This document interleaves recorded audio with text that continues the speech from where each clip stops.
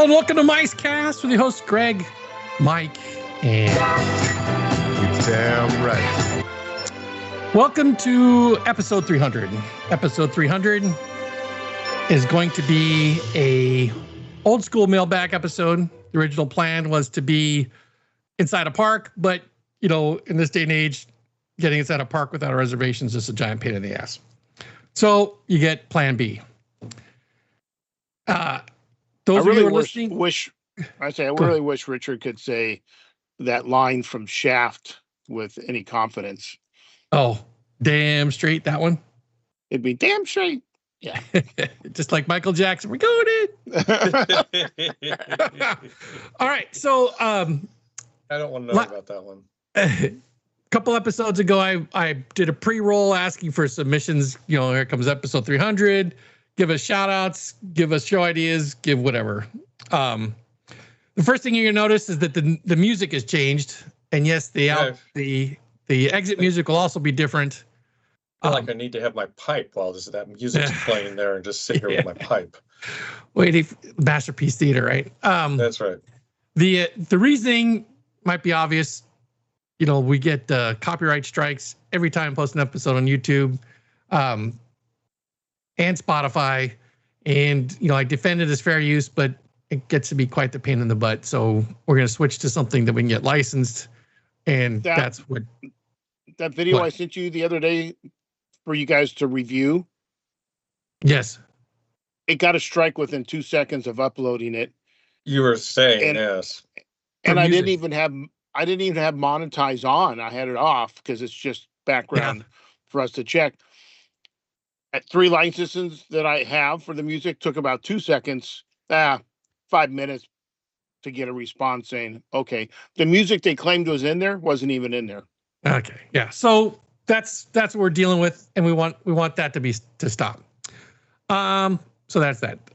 Okay. So I got a bunch of people sent submissions. Thank you for responding. I had to beg. And you know, I'm not opposed to begging if I have to. But just a couple notes about 300 episodes. Our first episode, we know, was 20 years ago, February of 2006. On May of 2008, exactly today, by the way, May 12th, 2008, episode 100 was released, and that was recorded at the West Fest of 2008. So it only took us 2 years to get to 100.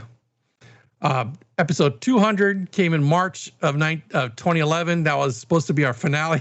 We were supposed to we were hanging up. We'd done it for 5 years. We're like, okay, we need a break.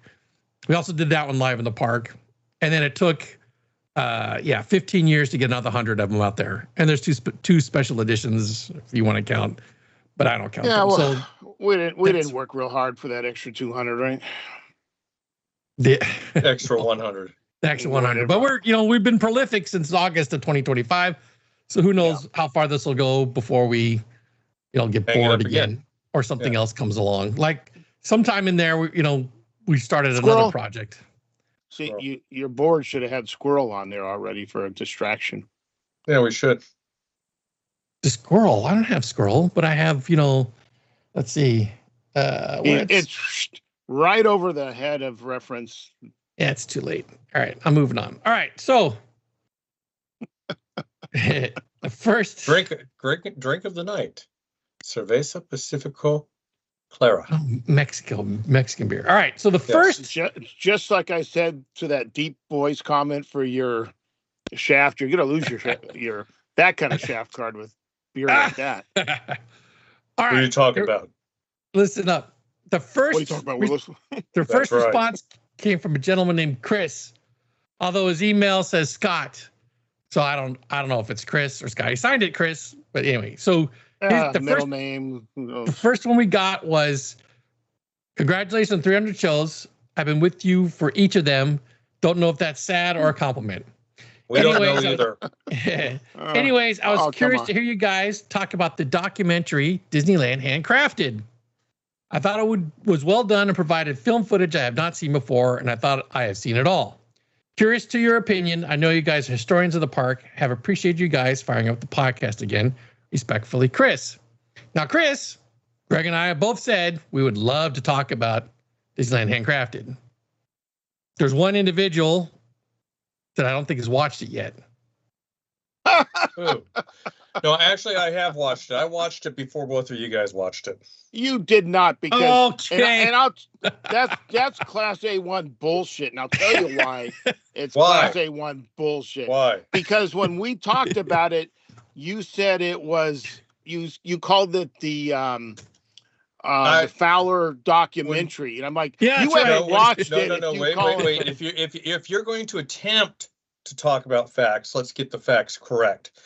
I was reading an article in the Orange County Register, and they were referring to Admiral Joe Fowler. He did say the Red Deck Register was referring to it as a Fowler thing, but still. As a Fowler thing. But he also. I will say, Greg, yes, you saw it like a day before I did, and you were mentioning about that. So I watched it like the next night before Mike had a chance to see it, but I watched it the next night. I will fully admit I was the last one to watch it, but I could have sworn Richard hadn't watched it yet.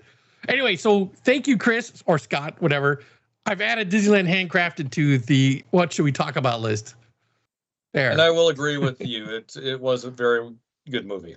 I enjoyed it. All right. So a lot of things I hadn't seen in there either. Yeah, it was good. Good stuff. This just gets moved to red listener mail because I don't. All right. Confirm your email address. No. Oh, Expose 300. This comes from our friend Frumpa, Matt Algeier. Hello, Mike, Greg, and Shaft. As per my usual, I have nothing of real substance to add, but just wanted to congratulate you on 300 episodes and to say it's great to be getting regular episodes again. Well, you're welcome, Matt. It's our pleasure. Thank you. Yes, it is. It's back to this again. And we're starting to figure out what we're doing. Maybe. All right. I don't know how that got.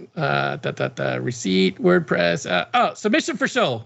This came from Lynn, our friend at the Sweep Spot. Oh, yeah, I like Lynn. It's Sweep Spot. Thanks again for coming on the show. Love hearing your opinions on the subjects you talk about. Crack me up too at times. Keep it up. My question is, what former attraction at Disneyland would you like to see come back? Would it need improvements to make it with more modern technology? Thanks, Lynn at the Sweep Spot. We did do a show sort of like that. We did one recently, but it wasn't about. It was more like. We didn't talk about our favorites, did we? We just thought I'm looking at the list of stuff we just did. We talked about some Golden Age, some pop-up retro attractions, which kind of falls into that. I'll give him two right now. Big the Mine Train Through Nature's Wonderland and COP, Carousel of Progress. And yes, I think both would need some updates here and there. Nothing like we've seen in some of the other attractions that ruined them. But yeah, those are mine. You don't want cartoon characters out there in the Mine Train Through the Wilderness there? Adventure Through Inner Space. Ooh, that'd be a good one. That would be fun, yeah. And it would need some good, modernization. Make it feel a little bit less dusty, old reused movie set. Welch in a wetsuit. You might as well take America Sings, Richard, because there's nothing left. That really, when you think about it, Disney, in my opinion, Disneyland is not shuttered. I don't like the word abandoned because they closed them they chose to close them. It's not like they walked away someday, just dropped the keys and said see you later. I don't know that Disneyland has ever. Well, we could go back before our time. The Phantom boats. Maybe that train that sort of looked like the monorail. But since I've been going since about 1969, I would say there's never been a bad attraction that's closed. They just chose to close attractions to put newer, better for something else. Yeah. Attraction. Okay. And up until Tiana's, I think everything has been a forward motion. You might argue about Country Bears. Pooh might be an argument there, yeah. But yeah. Though it still has a long, maybe not a long line, but a following. I still have one more attraction that I'd like to see come back. What's that? Circle Vision. Yeah. Circle Vision at Disneyland. We have enough movies that we can we got lots of shows we can put on, and the technology for creating new ones is really, really out there now. Yeah, but I think you need to. The problem with Circle Vision for me, it's such a nostalgia trip. I like seeing the images of America from back then. Well, like I said, You know? we still got lots of good shows from the past. I mean, we got America the Beautiful. We got oh shoot, now I can't even think. What was Journeys. American? Yeah, American Journeys. When you were on the American cutting room Journeys. floor. Yeah, where I ended up on the cutting room floor. They where you wipe your ass with the film that was cut out. That's right. We got three movies from Canada and two or three from China. Three Canadian? I thought we only had 2 Canadian films. Yeah, the two. I thought we did a second one with Martin Short. The original and the one that is now.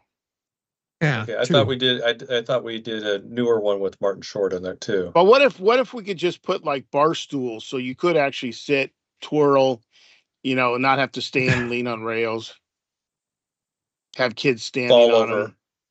them, all that stuff. But yeah, again, what bad attraction in our lifetime, like say, we're going to say it's mid to late 60s, there hasn't really, there's been some ones where like, well, we don't ride that every day, carousel, storybook, things like that. But in general, there's not been a bad attraction. Do I dare say? Oh, I can't even think. It's so horrible. I'm trying to put a mind block on that Hollywood one that we did with Monsters. No. Yeah, but that wasn't in Disneyland. That was in DCA. But still. Yeah. Well, Golden Dreams wasn't such a bad movie. Yeah, that was decent. It was good until they edited it and took out the real life stuff. Yeah. Glossed over the history. All right, I'm moving on to the next one. Yeah. All right. Next one's from our buddy Ray. And wait. Next time we're in Utah, Lynn better not, come up with some excuse not to hang out with us.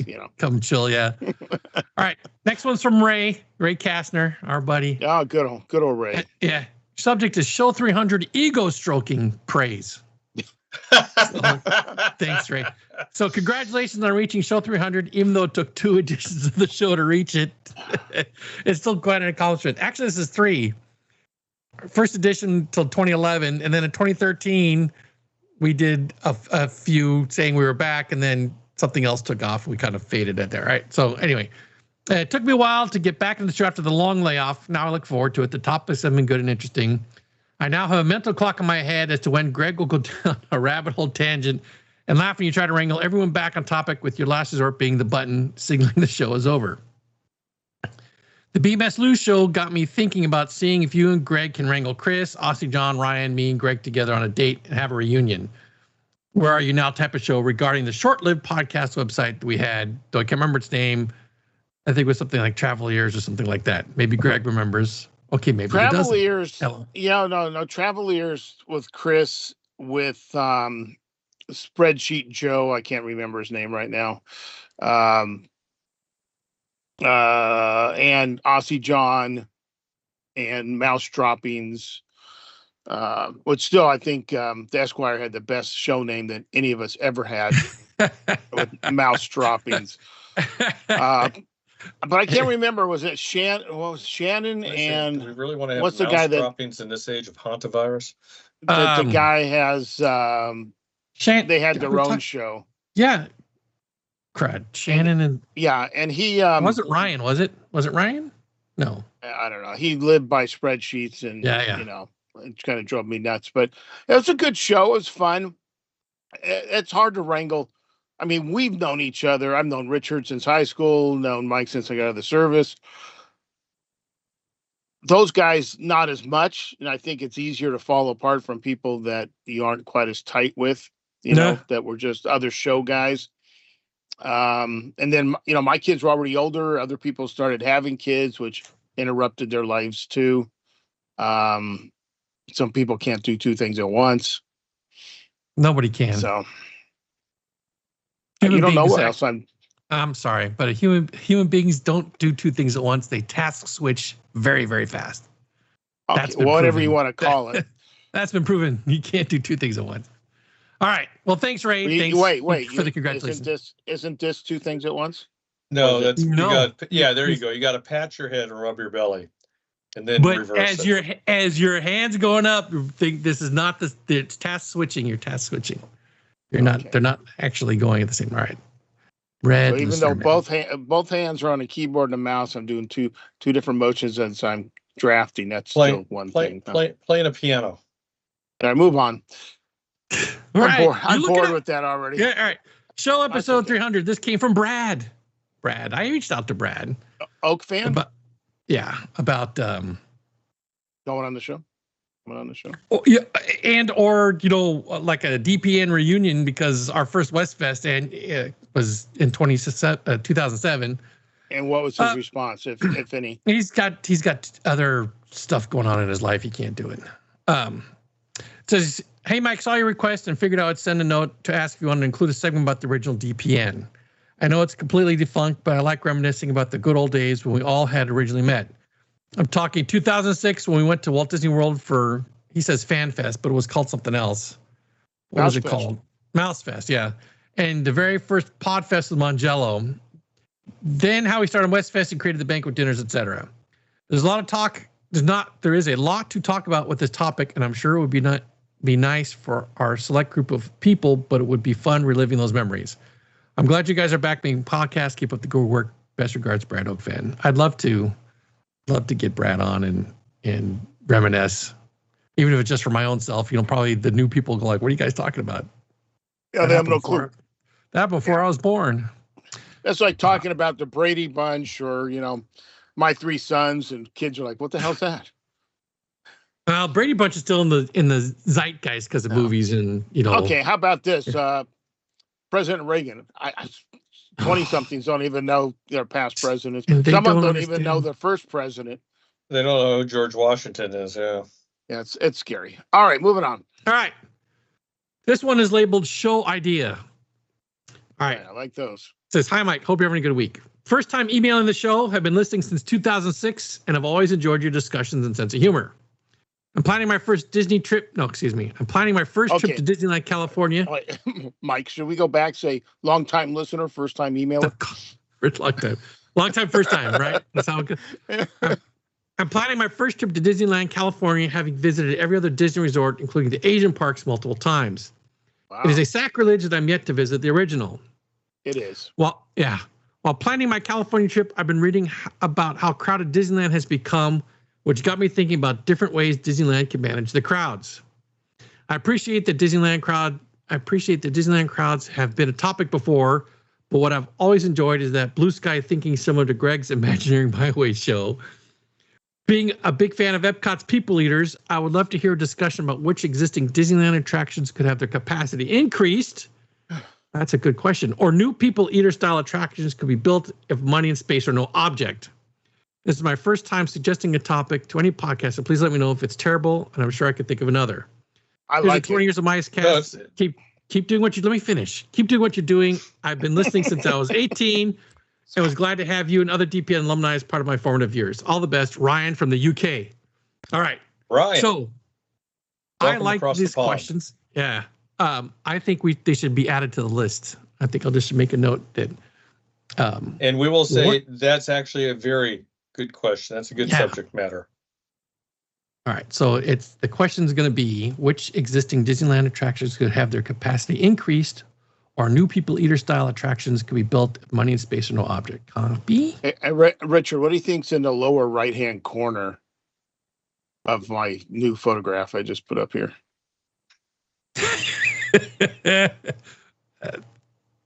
That looks like that's I'm afraid to ask. What? I don't. That looks like that's from Horizons. Do you recognize? No. Oh, wow. You guys are horrible. You guys recognize? Let's see if I can. Is this Horizons? No, it looks like not Horizons. at all. No. It is the exit to Space Mountain, sponsored by RCA. What? Okay. Like, see, I was Florida. They had such a cool exit at one time that just had this whole series of scenes like this that other than this wallpaper, looks like Hal. Looks like hell in the lower you corner. could update Yeah. this easily and consider it still modern, except for that wallpaper and maybe the amber goldish color carpet there that a lot of people had in their homes in the 70s. I'm looking at the Formica countertop too. Yeah, I mean, So a lot of space age lot of 60s movies still stuff. kind of. So Ryan, thanks for Yeah. the email. That's a great show idea. Look forward in future episode. Yeah, no, definitely. That there's a lot of good things there, and thanks for mentioning Imagineering my way. That was an excellent show. All right, hang on. Thank you. What is this? Guest, you forgot their phone doesn't know the seat number. Is that something? This might help, Richard. This way. The RCA Wow, stuff. is that a TV dinner? No, it's the RCA disc. Remember, they came in sleeves Holy that you crap, shoved yes. into the machine. The CAV. They were disc, they were the competitor to Laserdisc. Yes. They were a very fine yes, I remember. record that actually used a needle on it. Yeah, that's why you had to keep it in the sleeve all the time. I was just watching a Laserdisc the other day. I still have my player. you? I still have my disc. Yes. I don't have a player. I still have both. Yeah. It's watching Amazing Stories, the mission. The B-17 that he draws. Yeah, that was cartoon. great. All right. Which Greg and I saw on one of our trips down in Fresno. Here's the next one. This is questions to consider. Actually, I'm going to move this over here so I'm looking at you guys. Looking at the camera because it's bad to turn right. All right. Hello, MiceCast. Been listening for the whole time. Same age group and feels like friends sitting around BSing. Thanks for the years of enjoyment. Here are a few topics to consider. Annual pass. If they tripled the cost of annual passes, do you think 2/3 of the pass holders would not renew? Related. Do you think? I'm sorry. You want us to wait to the end of these? Sorry. Please. That would be awesome. Related. Do you think as AP prices increase, the parks gets more crowded as people visit more often to get their money's worth? Return to tickets. If Disneyland returned to individual tickets, what do you think the price should be for entrance and A through E tickets? Here's what AI said were opening day prices for reference. Does anybody want to remember? Opening day prices? Opening day prices. I remember some of them. Well, there's only three. Was 50 it like cents. 50 cents to get in? Yeah. Who was 50 cents? General admission. Greg? No, I think he meant who said it. I said 50 cents. Oh, yeah. You both said 50 cents. All right. Yeah. Well, it's children were 50 cents, juniors 75 cents, adults are $1. And then ride cost, the tickets, A tickets were 10 cents, B's 15, C's 25, D's were 50, and E tickets were 85 cents when they came around. All right. 1959. Yeah, one more. Tomorrowland redo. Enjoyed your Tomorrowland episode. He said he'd redo the subs as 20,000 Leagues. Yeah. Let's say Disney wants to scrap Tomorrowland. What theme land would you replace it with? And what attractions would be there? Lastly, food updates. You get to add or update one quick serve and one sit down dining location. What theme and food would they be? That should get you started. Thank you again for all the entertainment. David Gonzalez in Cave Creek, Arizona. So, what do you think? Are those questions worth adding to the list? I think they're. Or do you want to talk about them now? Well, some of them I think you could talk about now. I think the price of the APs have already increased more than 3 times. I mean, I used to buy the whole family ticket, 5 of us, for less than what one person costs now, and that came with parking, discounts. All the stuff you don't get now for some levels. The one thing they need to do, we've already talked about this more than once. The one thing they need to do to get APs down is not let people buy them on payment plans. If you need people to pay the whole price of AP up front, easily 2/3 of them would not renew. They would just like, no, it's too much. But everyone could afford $100 a month. Or $150 a month. Well, not everyone, but you get the point, right? Enough people can that obviously it's impacting the daily. It's crazy. Now you get rid of monthly payments, park will empty out. It's crazy. But I'll put to a large part. But there's also a lot of people who don't seem to work or work mobile and we'll work at the park. I can imagine. I could not imagine sitting inside Disneyland on their shit Wi-Fi trying to do a job. Well, you don't need their shit Wi-Fi. You use your hotspot on your. I guess, yeah. Yeah, I mean, I've done that before out in the field, and it actually works pretty good. And I'm uploading CAD files, so I haven't had any problems with that. All right, I haven't done it at Disneyland yet, but yeah, let's write the rest of that stuff down because there's some that I think we could get into in far more detail. Let me cut and paste here. And I gotta where did he say he was from? What part of Arizona? Cave Creek, Arizona. That is a area I'm not familiar with. Well, yeah, where is Cave Creek? That's what I'm looking for right now. I know. That's why I asked again where it was. Yeah. No. There's a Hilton Vacation Club there. Oh, is there? Okay. All right. Let's see. I gotta zoom back out to see. Okay, where? Okay, it's north of Scottsdale. Scottsdale.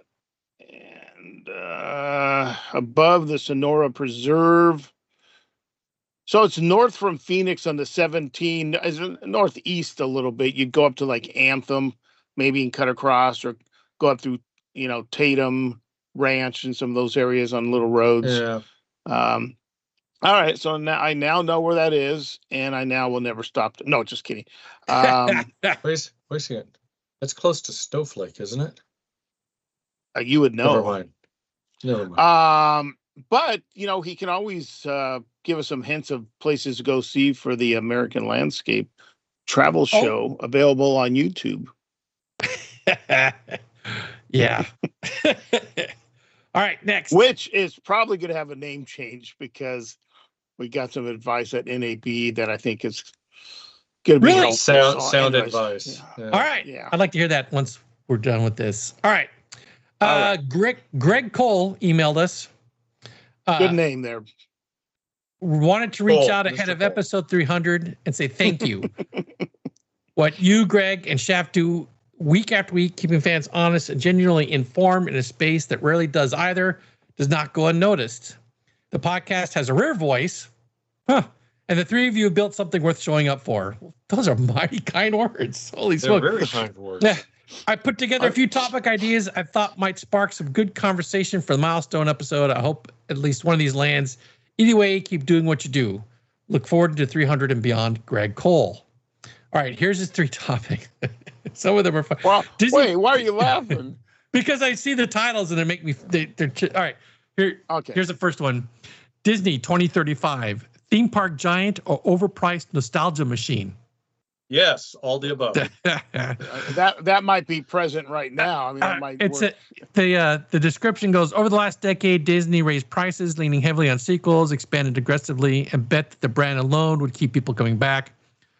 For a while it worked, but cracks are showing in the parks, in the films, in acquired IPs, and in a fan base that is slowly being priced out of the thing they love most. The company that once led with imagination now leads with pricing strategy. If the next decade brings more of the same crowded parks, weak stories, loyal fans walking away, what is left? Is Disney still building something worth believing in, or just charging more to visit the past? Wow. Okay. This needs its own episode. I'm cut and paste. All right. Next, gave us three. Disney Vacation Club, dream ownership, or Disney's most expensive loyalty program?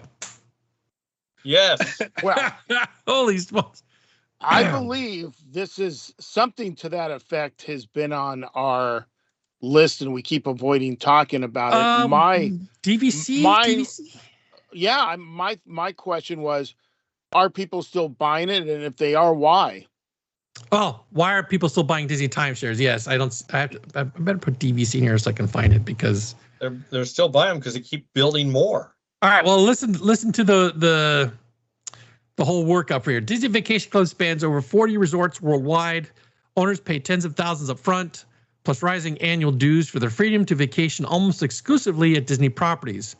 On paper, it sounds like a dream. In practice, it's a system that makes it financially painful to vacation anywhere else. Wait,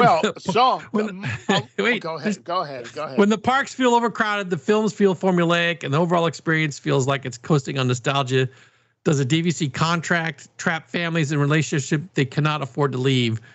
Disney has built the most loyal customer base in entertainment. The question is whether they are already taking that loyalty for granted. Sorry, go ahead. What were you going to say? I know a lot of people who already only vacation at Disney and buying into any timeshare. I had one for a while. Mine worked a little different than Disney's. Richard and I were able to take advantage of it once or twice, once maybe at Vegas, because it had multiple locations. This whole like network of joints you could stay at, and there happened to be one and pretty nice one in Vegas. But yeah, I don't know. I there's a lot of suckers out there and people who have totally bought into the Disney system or whatever you want to call it. Yeah, I think this is definitely worthy of a show.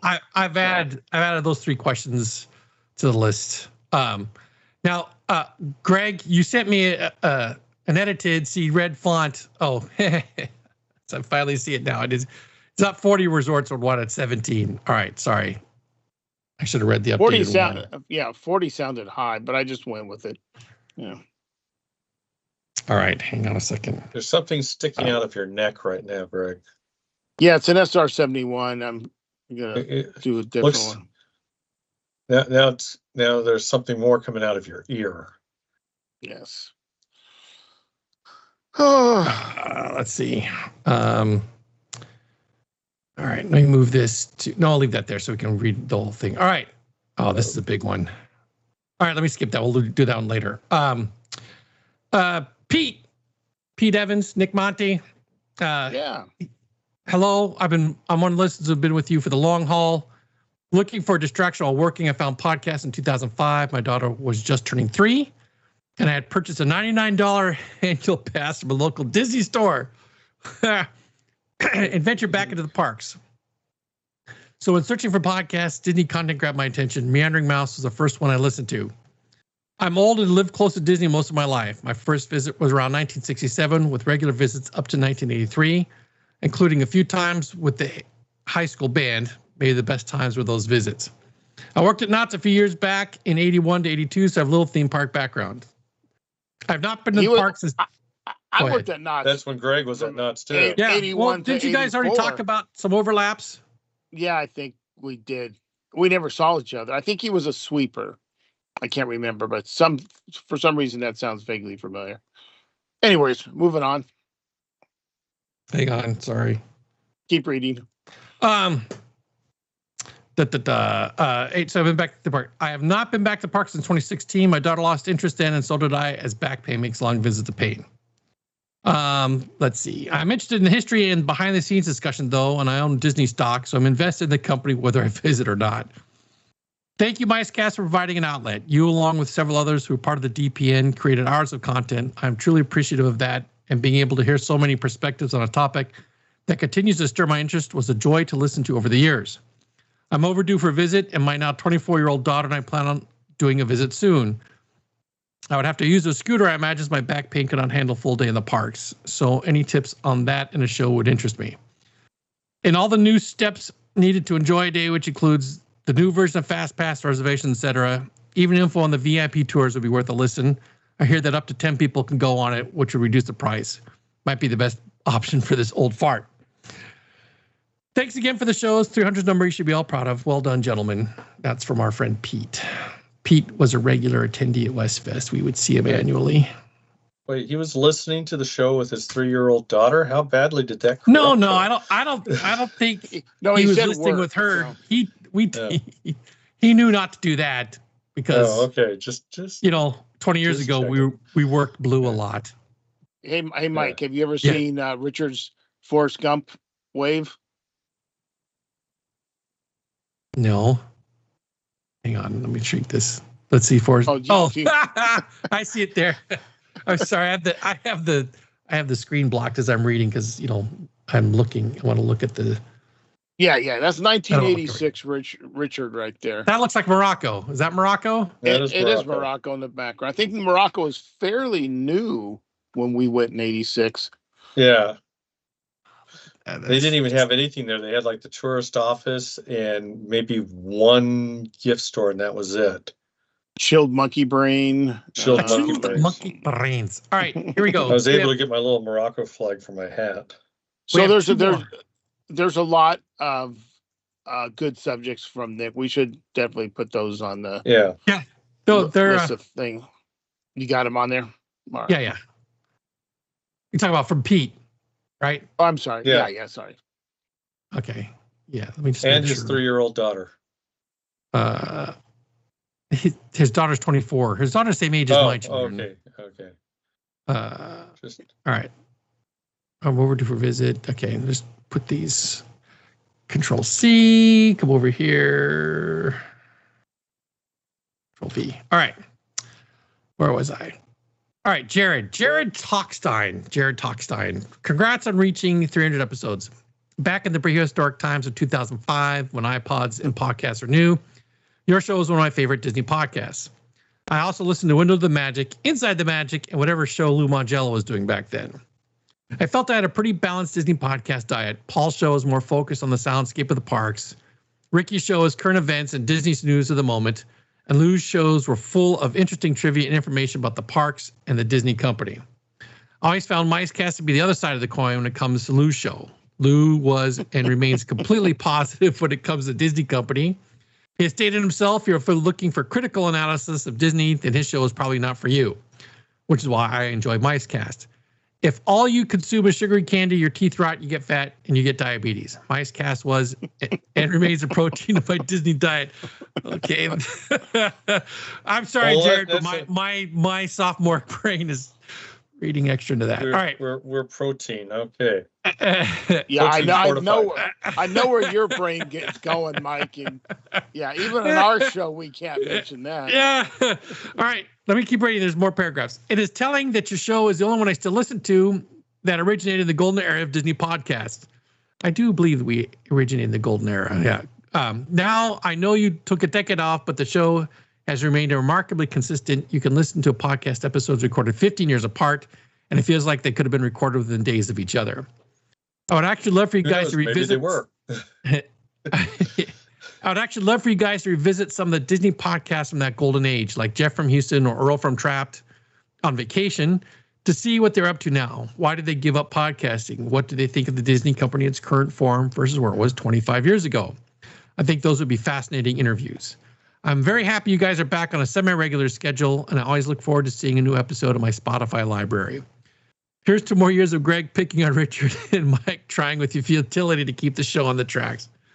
All the best, Jared Talkstein. Thank you, Jared. I'm pretty sure the last two he mentioned, kids got in the way, and then life probably moved in a different direction. But with that said, I will take umbrage. Uh-oh. Why? With the Lou Mangello always positive. Because when him and that other dude were together in the early days, I can't remember his name. He did the movie reviews. He's the one that admitted to me he would never do a bad Disney movie review because he was afraid he'd get cut off from the screeners and stuff. I can't remember his name partnered now. With Lou? You're not thinking of Aaron, right? You're not thinking of Aaron. No. Aaron is a smart individual. Remember Lou early on? If you're thinking of Aaron that writes the books that did what? Oh, you're waving. Wait, I forget. He's signaling to the producer off stage. I can hear smacks and stuff. Someone's printing and then asking me if they want me to open a window. And no, I'm good. Why? I have a fan. Did you light it up in there? No, I have the door closed so the animals don't come in and bother me. But it gets toasty in here. It's not because the air is odorous or anything. All right, so. But anyways, what was? Sorry, I got Nate. I have my screen blocked, so I can't see that I'm like freaking. Was it Nathan? Remember we had the big showdown, which didn't end up being that big of a showdown because he was trash talking Disneyland all the time, and I'm like, I wouldn't take it. Was it Nate? It wasn't Ricky. No, it wasn't Ricky. Ricky had his own issues that I have issues with. Nathan sounds familiar, Nate but anyway, sounds right. It does sound familiar. Remember they did the two screaming at the. They did a show together, and then Lou continued on. He wrote his books. Oddly enough, one Christmas, my wife bought me one of his. What's right up there? Hidden Mickey ones. I'm like, oh, I know this guy. And the first time we met at MouseFest, I said, you sound a lot taller on the podcast. So I'm not going to say he's half my size. No, but he is pretty short. Not much more, but very Lou's, nice individual. Mr. Mongello is a very nice guy. I like the. Yeah. No, Lou was a lot of fun. He made a big change in his life when he moved to Florida. Nathan Rose, good job, good call. Mouse Tunes was his own podcast. Did Lou do? Yeah. But they would say things like, "Oh, if you see a light bulb out, go to Main Street, City Hall."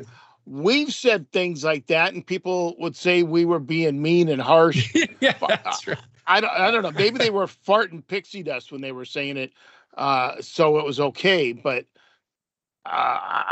seemed to be some some differences that they got away with. Maybe because of the way they said it, I don't know. But Lou is a very nice individual, kind of part of that whole Florida Mafia group of podcasters. Yeah, out there. All those guys that look down their noses at Disneyland. All right, I saved the big one for last because it's a long read. All right, so we got an email from a dude. His name is Scott. He's from Zionsville. His user handle is Touchdown Colts. Zionsville, where's that? Zionsville, I'm pretty sure it's Indiana. So here, let me read.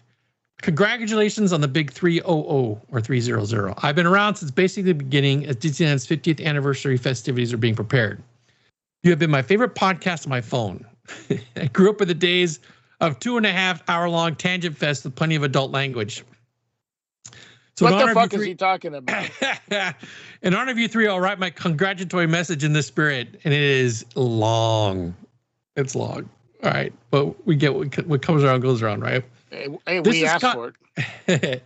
This is Scott from Zionsville. The name may sound a little familiar because I've written a few times, and I helped grab sound bites for Greatest Hits episode leading up to your 100th episode. Quick tangent. That episode got repackaged for number 299. So before people hear this, they'll overhear Scott's work of all the clips he put together as a best of kind of a thing we did before show 100. As I mentioned back then, my favorite moment was listening to you and Greg arguing while waiting in line to write the updates of Pirates after the movies.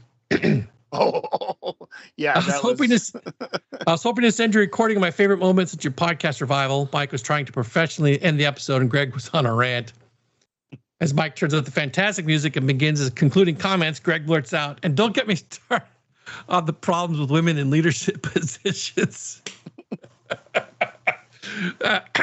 Mike ignores this and closes the show as the music fades away. I were listening to the end of every episode since 2025 to find this gem, but I was not able to find it. So my research, I did notice that almost every episode ends in one of three ways. Either 1, Greg tells Mike to push the button. 2, Greg complains that Mike is in charge of the board, needs to end this thing. Or 3, Greg reminds Mike that he will shut up as soon as he hears the music. There you go. All true. No lies detected.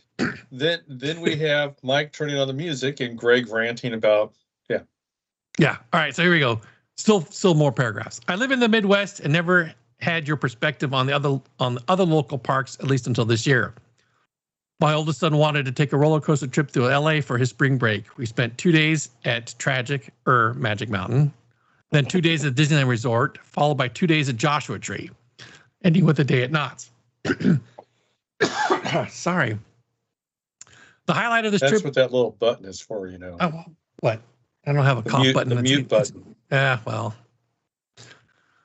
I'm still reading to you, and the fans drying me out. Anyway, highlight of the trip was the trip to Disneyland. My favorite part of the park is standing in line at Peter Pan and looking around Fantasyland.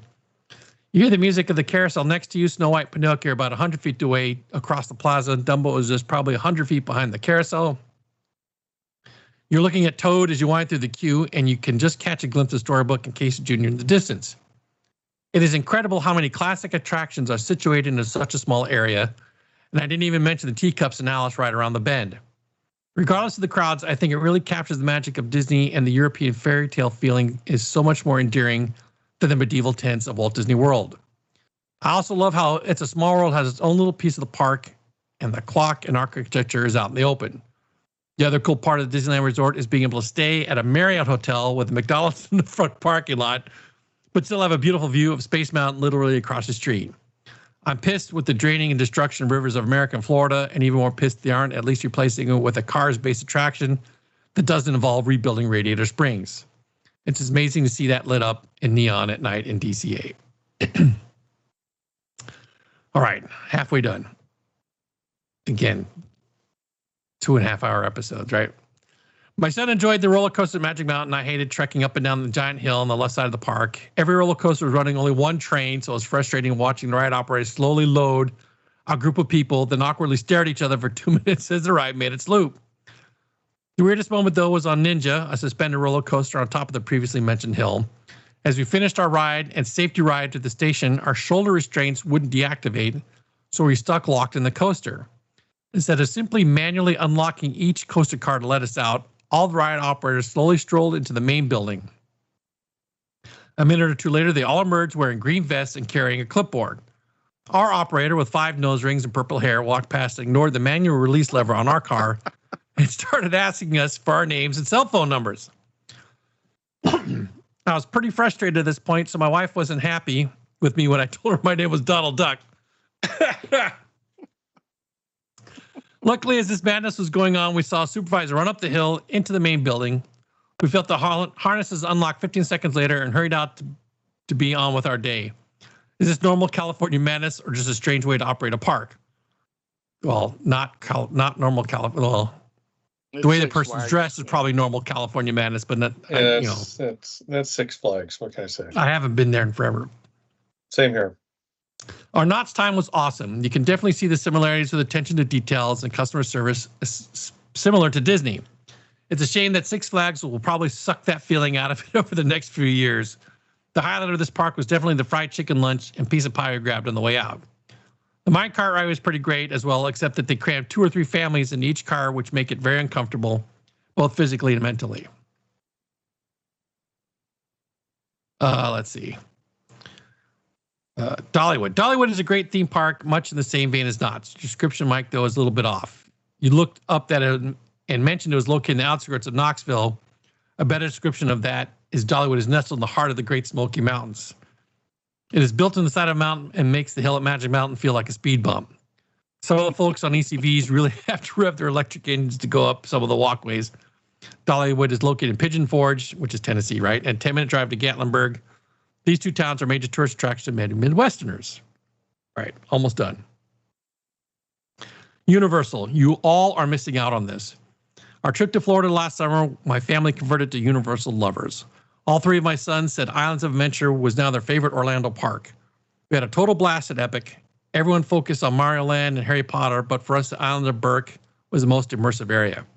The Monsters area was also incredibly well done, great attractions, and great theming with Dr. Frankenstein's castle. I look forward to seeing how this park will grow and develop over the next decade. It will also be interesting to see if Universal tries to connect the 3 parks in ways beyond a bus system. I think future trips to Orlando will definitely be split between the 2 resorts. 2 days at Disney, 1 at Magic Kingdom, 1 split between Epcot and the studios will probably be enough for us. As I get older, my body's preferring the Disney family-friendly attractions. It feels like Universal is built for a younger audience, as nearly every ride either tries to kill you or soak you to the bone in water. That's funny. Thanks again for all the enjoyment and laughs from the last 300 episodes. I looked at 300 more. Scott from Zionsville. So, are you guys still awake? Let me look behind that's a lot of words. I'm regretting that. Well. Bottle water. My wife said that Dollywood was really good. She'd like to go back, so maybe we'll get a chance because I haven't seen it. I've been to Universal in Florida. Islands of Adventure wasn't necessarily my favorite park. There were only two back then. I thought had a pretty beautiful design in some of the areas, really detailed like Disney, but it had some of the old tired rides like Jurassic Park, which I think is a half ride. It's not. Is it similar to the one that we have out pretty here? pretty much the same thing. And Same thing. Okay. Yeah, it's just not well thought through. It's a simpleton ride with Jurassic Park theming around it, but it had a lot of fun things. But there's no tram. They've now taken out some of the things. From what I understand, that I enjoyed seeing an alternate way of doing Jaws or Earthquake. I enjoyed my time in the parks, but he's right. Extreme roller coasters, or like I think we talked about in a previous episode, they're one of their water rides, which puts Jurassic Park to shame as far as getting you wet. It's based on all those old characters. What's the guy that had the big double chin? He was kind of like a superhero kind of cartoon character. Dudley Do-Right? It might be Dudley Do-Right. Yeah, and that whole set of characters that kind of go around him. There's a whole water ride that's just nothing but making sure it's a wet T-shirt contest coming off the ride. Dudley Do-Right. Well, that could be fun too. Look it up. I mean, I think it's Dudley Do-Right or those kind of characters. So I'm all for checking things out because when I go to the bubble, I always have a day away from the bubble, whether it's St. Augustine, the Space Coast. Now, as we're getting closer with a friend out there, Tampa. Though I've been to Tampa. Well, as close as I've been to Tampa was the Dark Continent, the Busch Gardens Park. I'd love to see how it's changed since '86, but I agree with him on a lot of the things he said. Knott's is a fun park. I've never found it uncomfortable to sit in the mine train like that because we grew up with that. Unless the family next to you is macking out, it's not really uncomfortable to me. What's hard sometimes, it's got a couple lifts inside, is making sure you don't slide down that mine car. Oh, yeah. Into other people. So I'm always like holding on to the side of the cart if I'm at that end or preparing. Unless she's really cute. Okay. When you say that, you got to watch about ages, I will admit that I'm ready to visit Epic. I think the next time we go to Florida, I'm gonna build in a couple days at Epic. Yeah. Now I don't know if I'll change hotels or just I wouldn't. I'd drive out. It's not that far. Yeah. So, but that long ass email was the last one I got. So that's a great. I mean, he put a lot of thought into that. I don't think of it as long. What's long is reading. And I heard this by a broadcaster that used to sit behind the golden EIB microphone. Not everybody can read scripts or documents on radio. Not everybody does it well. You got through it pretty good. Some people are masters at like storytelling and reading. I like to think if I read it a couple times first. I think. And without interruptions. And without interruptions peanut gallery, gallery. Sure. So that picture behind you, why isn't Richard there? Did he not go on that goofy pursuit with us? If he wasn't in our vehicle. He was in his own. No, was another because one there. There's the other person. Yeah. It's just. So it was only teams of 4 that year? Because the first year we did probably. It was like, I remember more of us. Is that the year I dumped the girl out of the back of my truck? She wasn't. Somebody said go, and she wasn't quite in. She had one foot in. No, that was But see, you could see that's photographic evidence of Greg having to wear sunglasses at night because he lost his glasses. Yeah, there's a good reason for that. I'd worked Tom Sawyer's Island that day. Had my brand new glasses in my pocket. Been over. So that's why you don't do ride operator's job, and you stand there and just do security and don't help. And they went right in the drink. They couldn't find them. So I had to, and those were prescription sunglasses because somebody that served in the Navy and as a reservist and was in security, says, "Hey, next time I'm on base, you want, aviator glasses and prescription sunglasses." I'm like, "Awesome, yeah." Got some frames and gave me my prescription and came back with those. Oh, nice, yeah. What those babies was that? Margaret was a Wahlberger, whatever his name is. But yeah, we have our little communication devices. A nice date. Karen, the wife, me, and Rich or Mike. Who's that in the back there? Yeah, I think it's a person running it and writing the name down. He was the numbers. He's the guy that you had to get the clue from, and the thing was that you posted the picture, and he put a sticker on someone's back, and that was the clue. Okay. And yeah, and they recorded that number. That number meant something. Either it's our team number. That's our team number, I'm pretty sure, yeah. Or we were the 124th one there, or there was something to. But we were wearing communication devices because Dave and I were in the bed of the truck back when you could be in the bed of a truck when it was moving. Because the good old days. You can see the Euro there. Every one of those are boomers. We knew how to ride in the back of a truck without getting ourselves killed. Yes. So, well, you're barely a boomer, but you're still a boomer. Yeah, I still think of myself as an Xer more than boomer, but whatever. Well, your formative years were in the X time, but you were born in the boomer time. Yeah. It's similar to me. I'm a boomer through and through, but when you see all those posts about, "Oh, I'm an Xer and we did this," I'm like, we were already doing that. Yeah, we already did that. You were in diapers as an Xer, so you didn't get to do that till the end of the X world, which was. But anyways, right, so as those are all the submissions we got. We got some show ideas. We got some, things that helped us talk about some stuff. We've killed almost an hour. Is there any final thoughts that either of you have? I mean, I know I'm manufacturing excitement over a 300 episode, but still, it's a number. It's a number. It's a milestone number. No, the only thing I gotta say is, thank you all for listening and the longevity of it all. A lot of these people have been listening for quite a few years here. Yeah, I'd like to hear from someone new. Is there anybody new? Are we all just catering to those remembrance from when we started? I wonder if there's some new people. I'd love to hear from the new people. Yeah, it'd be nice to hear, because a lot of these, well, almost every single one of them have been with us for a long time, and they can appreciate, I think, what the park's like. And I've tried to get some of the new, let's say, generation of podcasters, influencers, whatever you want to call them, on the show. One of them just doesn't want to answer, and maybe, I don't know, maybe she's listened to the show. Is this the civil engineer girl in Florida? Yeah, her whole family. They're Mouselet 1, Mouselet 2, Mouselet 3, Mouselet 4, Daddy Mouse, Mama Mouse. Okay. And they dress together, and they're the type of people that you can pay for a tub of your shit to be stored, and then when you arrive, it'll be at your hotel room with like things you use so you don't have to pack toiletries, you don't have to pack your extra ears, you don't have to stuff you're gonna wear down there.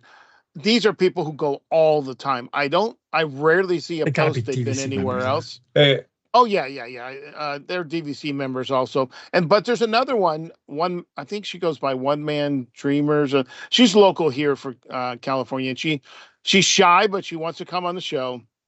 She's I don't know, she's older than I think. I think she might, I don't want to say her age because I'm not exactly sure, but she told me once that she was older than I probably would assume based on the content. Sometimes, a lot of times, most of the time, she gets it right. There's sometimes that I put in some corrections here and there. And she, at first, you contacting her and giving her a date and a time and all that, basically. Well, that's the first time hearing of this. Yeah, I think we talked about it once before, but this is business we do offline. Okay, yeah. But I'd be curious because, these new people, a young crowd, they consume information a lot differently than we did. Yes. And I find it interesting that podcasts are now a much bigger thing. It kind of seemed like podcasting had a dark era, sort of like the medieval times, the medieval times before the Renaissance. Yeah. Because I mean, we couldn't, we couldn't make money off of podcasting back in the day. You did like Paul and try to sell things or meetups or whatever, write books, whatever people could do to think of to try to support their hobby. Now you can monetize it, Yeah, but most of the monetization comes from you asking for money. Subscribe to our Patreon. Send me $5 a month, and you get something extra. And I'm like, what do we got? Well, what do we got that's worth $5 a month? But if you have enough followers and viewership on certain platforms, there is supposedly some way to enjoy the fruits of that so-called labor. I don't know. It's a different time, different world, if you will. And but I still get I don't want to say the creator's high, but I still get the creative the creative need for a creative outlet still gets scratched from doing this. That's along with the other thing we do. Those take care of that. All right. Yeah, me too. You've been quiet there towards the end. I'm asking for wrap-up ideas, and you're just like sitting there. Nothing? Me? Yeah. Okay. I'm listening to what you guys are talking about here. It's like I don't have anything to add to this here. We were so interesting. He was caught up in the rapture of his I was kind of spacing out there with all the blue flowers and melodies going on out there, whatever. Okay, fine. 58 seconds left. We got the new music. Well, it's the out, right? Yeah. Something for us to talk over if we need to, or that's it. Last thoughts. Thank you to everybody who sent us a submission, responded to my begging request for stuff. Yeah, give us because we're too lazy to come up with our own sometimes. Thank you for that. Thank you for listening. Thank you for just being there for us. And we're going to keep going until we get tired this time around. And thank you for scratching Mike's itch. Yes. That's right. Thank you for scratching my itch. Don't need to hear about this. All right. Well, thank you all. You have a good night. Thank you for listening.